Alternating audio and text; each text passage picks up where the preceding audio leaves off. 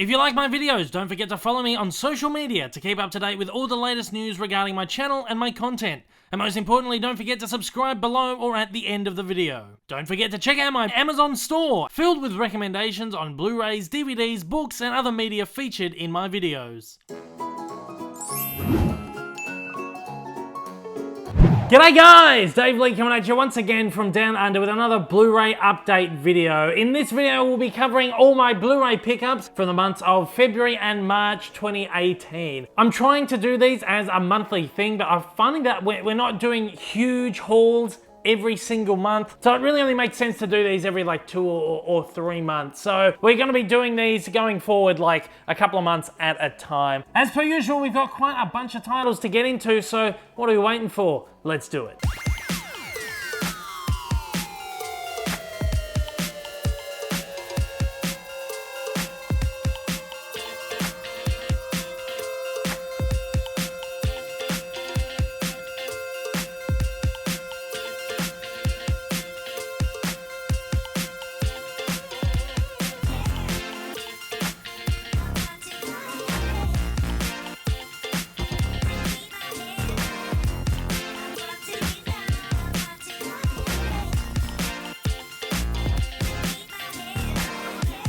Okay, now as per usual, if you've been following my channel, you've been watching my haul videos, my unboxing videos and stuff, a lot of the Blu-rays that you'll see in this video, you have already seen in those past videos, but there is quite a bunch of new stuff in here as well that I've bought outside of hauls and unboxings and stuff, just on like a regular trip to the shops during the week when I'm not filming or something like that. So there's a little bit of everything in here for all. If anyone out there hasn't watched any of the haul videos, if you do want to check out any of the haul videos, I'll put like a little link up in the top corner there for a couple of them, and you can go and check them out. Now, as per usual, I've split this into sections. We've got quite a decent sized section here of more recent releases, so kind of newer releases. We have a smaller pile here of catalog titles. These are movies that sort of like 10 plus years old. We've got a small handful of classic cinema titles to take a look at as well. And it wouldn't be a Blu-ray update video without at least one 4K title. We only got one lonely 4K title this month. So let's get into it. Let's take a look first up at the more modern, newer release titles. First up, we've got Annabelle Creation. I'm not an enormous horror fan, but I really enjoyed this one. I saw this one at the cinemas when it was first released, and I really enjoyed it. I'm sort of like a casual horror fan. I know a lot of horror fans didn't really exactly like this one because it's kind of a run-of-the-mill horror movie with a bunch of jump scares and stuff. But that's the kind of horror movie that I like. I'm not into gore and slasher and all that. I just can't do that. Every now and then I don't mind like an easy run-of-the-mill horror movie with a few jump scares. That's my kind of thing. I didn't really like the first Annabelle movie, but I love the 2 Conjuring films. So I quite enjoyed Annabelle Creation. That's a decent one. So if you're like me, you're more like casual horror viewer, check that one out. It's actually pretty good. Next up, we have got Baywatch. I watched this one over the weekend and yikes. I know a lot of people kind of ripped into this movie. They said it's absolutely terrible. I kind of thought it can't be that bad. I mean, it just looks like one of those just easy to watch comedy movies where you shut off your brain and you just enjoy it, you just have fun. I couldn't get into it. I really didn't like it. It was, I understand that it's supposed to be a parody of the original series, where it's really over the top, but I feel like in some parts they kind of went a little bit too far and it kind of maybe sabotaged the movie in a way. I just didn't get into it. I had a few laughs, but look, this thing goes for over 2 hours and it's just way too long for this kind of movie, and I didn't enjoy it. I really did not enjoy that movie. So unfortunately, Baywatch does not get a recommendation from me. Next up, The Boss, starring Melissa McCarthy. Now, I have a feeling this is going to be another one of those ones that I just don't like. Melissa McCarthy is touch and go for me. Some of her stuff I kind of enjoy. Other stuff of hers, I don't. So I kind of feel like this looks like one of the ones that I'm just not going to enjoy. But we picked that one up anyway because it was cheap, and there's not enough comedies these days. Sometimes you just want to watch a comedy, whether it's good or bad. The Beguiled is next up. This one looks really good. I haven't checked it out yet. It's like sort of set during the Civil War. And it's actually funny because I didn't realize this when I bought it, but there's a Clint Eastwood movie called The Beguiled. And I just thought, you know, it's 2 completely different things, but no, this is actually sort of a remake. I'm not sure if it's a remake of it. I think they're probably both based on the same novel, but it's the same version of the same story. I never realized that. I actually haven't watched the Clint Eastwood one one, but I do have it in my collection. So I'm not sure whether I'll watch this one or the Eastwood one first, but it will be interesting to take a look at both versions of that. I'm looking forward to this. It's got Nicole Kidman, Kirsten Dunst, Elle Fanning, and Colin Farrell in that. Churchill, this is another one I'm looking forward to. I love this kind of period. I'm a huge fan of both American and European history, sort of during the war years, and this looks good. I really love Winston Churchill. He's such an inspirational person, and I think that looks like a really good movie, like a little biopic on him. Detour, this is supposed to be like a gritty neo-noir kind of thing. I love my noirs. I do enjoy a decent neo-noir. Neo-noir basically means new noir, so it's a modern movie that is made in sort of a noir kind of style. It takes on the same themes, the same sort of filming elements, lighting, the kind of dialogue and stuff. It's a noir film, but it's more modern, more updated. So I'm kind of looking forward to having a look at Detour as well. Everything, this looks fantastic as well. It's kind of another teen indie drama kind of thing in the same vein as Paper Towns or The Fault in Our Stars. Kind of looks like that. I enjoyed both of those movies, so I think I'll really like this one too. A Family Man, it's like a sort of courtroom drama kind of thing where this guy's trying to fight for his right to have his child back, I think. It's got some good people in here. Gerard Butler, Alison Brie, Alfred Molina, Willem Dafoe. Yeah, it looks pretty good. I'm looking forward to seeing that too. Gifted, kind of like an indie dramedy thing as well. It's got Captain America in there, Chris Evans. It sounds very, very much like I Am Sam. He's got a kid who's a prodigy, he's a single father, and he's trying to retain custody of her or something like that, but it sounds very, very good. I loved I Am Sam. This is probably like I Am Sam without Beatles music. That's the vibe I'm getting from it, but it looks great. This is one I don't believe has been on any of my haul videos or anything. It's called The Girl with All the Gifts. It's like a cool, like, looking horror movie. I'm not too sure about it, like a zombie apocalypse movie sort of horror thing. It looks quite good. Gemma Arterton, Paddy Considine, Glenn Close, and that guy there. I kind of recognize him from something, but I can't put my finger on it. But that looks okay. We got that, of course, buy two, get one free. After we did the big haul, we kind of went back the next week. There were a few newer titles I wanted to pick up, and we picked up a couple more buy two, get one free while we're at it too. It Comes at Night. This is another interesting looking horror movie. It's got Joel Edgerton in it, who's one of my favourite Australian actors. Aussie movie here called Jasper Jones. It's based on like a classic Australian novel. Looks good. Hugo Weaving and a few other recognisable Australian faces if you know your Australian cinema. Logan Lucky. This is a Steven Soderbergh movie. He did the Oceans trilogy. Logan Lucky is kind of like the antithesis to the Oceans movie. It's a heist movie, but it's not glitzy, it's not glamorous, it's very like homemade. So where the Oceans movies, the people doing the heist have a little bit of money, they're very smart, they're tech savvy, they pull off these great heists with a lot of high-tech stuff. These guys are just sort of low-life miners who kind of just make it up as they go along. I watched it over the weekend. I liked it, but it wasn't as good as I was hoping it to be. It's a case of one of those movies that's just highly, highly overrated. Unfortunately, Logan Lucky, it's okay. Check it out, have a look, especially if you like the Oceans movies. For me, it felt like it wasn't all it's cracked up to be. Lost City of Z. This is a movie about a British explorer who goes missing. His name was Percy Fawcett. It's got a decent cast in there. Charlie Hunnam, Robert Pattinson, Sienna Miller, and Tom Holland. Spider-Man. This one looks not too bad. I kind of like these kind of movies as well. Like I said, just cool period drama, biopic things I really like. Looks like good action adventure too. A Monster Calls. Still haven't found time to check this out, but apparently it is amazing. It looks so good, so charming, so beautiful. I will watch this very, very soon. I can't wait. Apparently the soundtrack on this is fantastic as well. My Cousin Rachel. This is like another period drama kind of thing. The guy has an affair with his wife's cousin, and then the wife or the cousin plans to kill him or something. I don't know. It sounds like a cool, like, chilling thriller movie. Looking forward to that. I like a good period piece. This is another one you wouldn't have seen in any of my haul videos. It's called Overdrive, starring Scott Eastwood. I've not really seen too many of Scott Eastwood's movies. I've seen him in movies, but I don't think I've actually seen one where he's the lead. So this will be kind of interesting, and I'm kind of interested to compare this to maybe some of his father's work when his father was a bit younger. He's a spitting image of, let's get that sticker off there.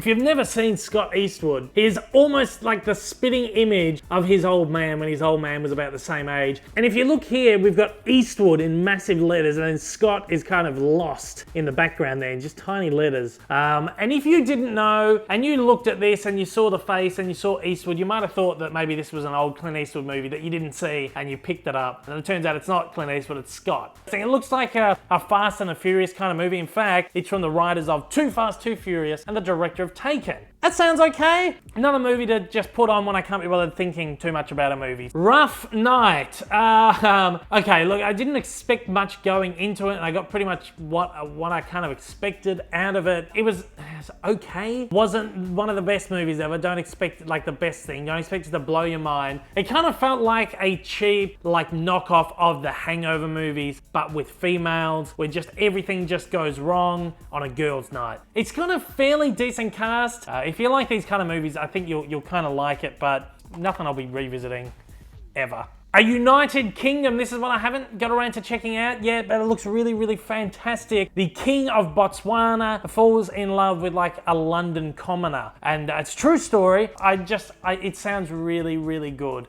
True story of a love that shook an empire. I can't wait to check that one out. And The Viceroy's House, or Viceroy's House. This one is actually set in 1947, the same year as the United Kingdom. British colonial rule in India is coming to an end. I'm not too sure what else this movie's about, but it's got a good cast in there. Hugh Bonneville and Gillian Anderson. That one looks quite charming, quite nice too. Okay, so that's all of the like more modern, recent, newer release titles out of the way. Let's get on to our mini pile here of catalog releases. First up, we have got Bewitched, starring Will Ferrell and Nicole Kidman. I enjoyed this when I first saw it a very long time ago. I have a feeling it's a movie that's not going to hold up very well, but this just recently came out in Australia, and I just had to pick it up because, I don't know, I just wanted to add it to my Will Ferrell collection, and it was cheap. So I was never really a huge fan of the series, but I just had to have that one in the collection. Blood Simple, this is another one that wouldn't have been featured on any of my videos. Again, picked this one up in the buy two get one free sale. This is a new release as well from Sony Studio Canal. It's Blood Simple. This is the very first movie from the Coen brothers. I've never seen this, but I've heard it's fantastic. I love most of their movies. I think they're really fantastic writers and filmmakers, but I just haven't checked out Blood Simple yet. It's got Frances McDormand in there, who's sort of like a staple of the Coen brothers movies. I've been wanting to see this for a very, very long time, so I finally got the chance. Finally been released on Blu-ray, and again, part of the buy two get one free at JB at the moment if you want to go and pick that up. The Borrowers, this is another one I recently picked up, another shock release. I loved this movie as a kid. I remember seeing this in the cinemas when I was a kid. I have a feeling it's not going to be a movie that has really aged that well, or really one that I'm going to watch back and have a lot of nostalgia for, but I had to pick this up for the collection. It's just one of those movies I kind of want to have. Now this next one hasn't been seen on any of my videos either. It's a newer release from Shock as well. I'm so excited they finally brought this one out on Blu-ray. I've been waiting for so long. This is one of my favorite movies starring Denzel Washington. It is called Devil in a Blue Dress. If you haven't seen this movie, get on it. See it as quickly, as soon as you can. This movie is absolutely incredible. He plays a character named Easy Rollins, who's like a private detective. It's basically a noir film. I guess we could call it a neo-noir, but it's not set in the modern day. It's set during like the normal noir era. And you don't get a lot of noirs where the cast is predominantly African-American. And that's what I think is actually like so fantastic about this movie. This is really, really great. I love this so much. Don Cheadle is in this as well, as directed by Carl Franklin. Again, if you haven't seen this movie, you need to check it out. It's brilliant. It's brilliant. We've got First Night here, Sean Connery. Again, I'm so sorry. I need to stop doing impersonations. It's got Sean Connery, Richard Gere, and Julia Ormond. It's like a Knights of the Round Table, Arthur kind of thing. I've seen this a long time ago, but I'm looking forward to revisiting it and seeing if I enjoy it as much as I did years ago. I think, I don't know if I've actually watched it all. I know I've caught it on TV a couple of times, but whether I've actually seen it all in one sitting, I'm not sure. It's one of those movies that's just always on and you happen to just catch little bits of it. So here's another one that wouldn't have been featured on any of my videos. This is a recent release again from Shock Entertainment. Hanover Street. which stars Harrison Ford, a very early movie of Harrison Ford, 1979. So only 2 years after Star Wars and 1 year before The Empire Strikes Back. So it's kind of a movie he made in between. And we've got Leslie Ann Down and Christopher Plummer in this as well. I don't think I've ever watched it. I've had it on DVD for a while, but just never got around to actually watching it. It's set during World War II, London 1943. I love a good war movie, love a good Harrison Ford movie as well. So I had to get this as soon as possible and watch this one. And it's nice to see that Shock are continuing with their Hollywood Gold series. They seem to have discontinued them for a little while there, but all of a sudden they put this one out, and I put another one out recently as well, which you'll see very soon. But again, very good to see them continue with the Hollywood Gold series. I love that collection. Keeping Mum. This is a British comedy. It's got Rowan Atkinson, Maggie Smith, and Patrick Swayze, of all people. Kristen Scott Thomas is in here as well. No, this looks good. I don't know too much about it, but I know that it's supposed to be really good and really funny, especially with Rowan Atkinson in it. It must be good, because that guy is fantastic. I love him. Mr. Bean, of course. So, Keeping Mum. Loser. This one's got Jason Biggs and Mina Savari in it, and Greg Kinnear. I actually can't remember Greg Kinnear being in that, but there you go. This was sort of around the same time as American Pie, maybe a little bit earlier. I enjoyed this. I actually like this. I spent a very long time since I've seen it. I reckon when it first came out on DVD, year 2000. Wow. Nearly 20 years old. That's insane. I enjoyed this when I watched it, and I think it's one that should hold up. Maybe not as well as American Pie, but it'll be interesting to have a watch of it now and just kind of see what I think about it. Marie Antoinette, this is one I waited to come to Blu-ray for so long. There was a French edition that came out ages ago, but I don't think it actually had the English language track on it. There was an American release recently, which was one of those print-to-demand Sony titles, and apparently the transfer on that was terrible, and it was region locked, so I really had no interest in picking that up. But I finally got it. It's finally out here in Australia, and I checked it out, and it looks beautiful. The picture's really nice, and it looks better than what the American one sounds like. The picture is actually really beautiful on this. If you are looking for a historically accurate portrait of Marie Antoinette, this is not the movie for you. It's got so many like anachronisms and stuff in here that it's just, that adds to the charm of it. Sofia Coppola directed this, and she's just such a quirky director. I really love her stuff. Point of No Return with Bridget Fonda. This is an English remake of, or an American remake of, Luc Besson's La Femme Nikita. I still haven't seen La Femme Nikita, so I feel like I will watch that before I watch this one. But this is actually supposed to be pretty good, so this might be an example of an Americanized version of a foreign movie that's actually quite good. So I Married an Axe Murderer with Mike Myers. Never watched this. I've always wanted to. Have finally got my hands on it. What I understand though, I haven't, as you see, I haven't opened it or checked it out yet. What I've heard from some people is this might be like some censored cut of the movie, that you put it in, actually gives you a warning at the beginning that the movie has been